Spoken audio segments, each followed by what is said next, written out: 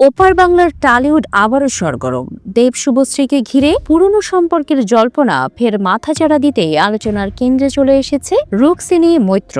অবশেষে নীরবতা ভেঙে সরাসরি নিজের অবস্থান জানালেন তিনি। কি বলেছেন রুক্মিণী, কি নিয়ে তৈরি হয়েছিল নতুন বিতর্ক? গত কয়েক মাস ধরে দেব শুভশ্রী অভিনীত বহুদিন আটকে থাকা ধূমকেতু মুক্তির পর থেকেই নতুন করে গুঞ্জন ছড়াতে থাকে। ট্রেইলার লঞ্চে পাশাপাশি দাঁড়ানো, পুরনো গানে নাচ, এমনকি মন্দিরে একসঙ্গে পূজা, সব মিলিয়ে সোশ্যাল মিডিয়ায় সরব হয়ে ওঠে পুরনো প্রেম কি ফিরে আসছে এই প্রশ্নে। এদিকে শুভশ্রী আছেন স্বামী রাজ চক্রবর্তীর সঙ্গে, আর দেব রুক্মিণীর সম্পর্ক চলছে দীর্ঘ 12 বছর ধরে। তবুও সোশ্যাল মিডিয়ায় শুরু হয় মন্তব্য, ট্রলিং আর কটূক্তির বন্যা। এবার সেই নীরবতা ভাঙলেন রুক্মিণী মৈত্র।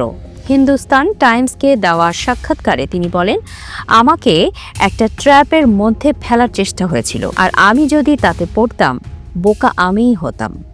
রুক্মিণীর মতে এই গুঞ্জন, কটূক্তি সবই ছিল ইচ্ছাকৃতভাবে ছড়ানো। কিন্তু তিনি পরিষ্কার জানিয়ে দিলেন, কে কি বলছে সেটার নিয়ন্ত্রণ অন্যের হাতে নয়, আমার হাতেই। কিছুদিন আগেই দেব মন্তব্য করেছিলেন শুভশ্রীর সঙ্গে 3-4 বছর ছিলেন, আর রুক্মিণীর সঙ্গে এখন 12 বছর ধরে একসাথে আছেন।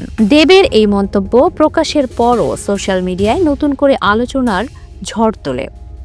অনেকে বলে ওঠেন, পুরনো প্রেম ফিরে আসছে, রুক্মিণীর জায়গা কি তবে নড়বড়ে?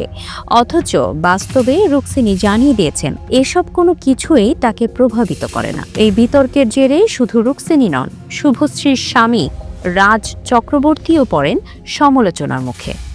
তাদের উদ্দেশ্যে ছোড়া হয় অনেক অযাচিত মন্তব্য।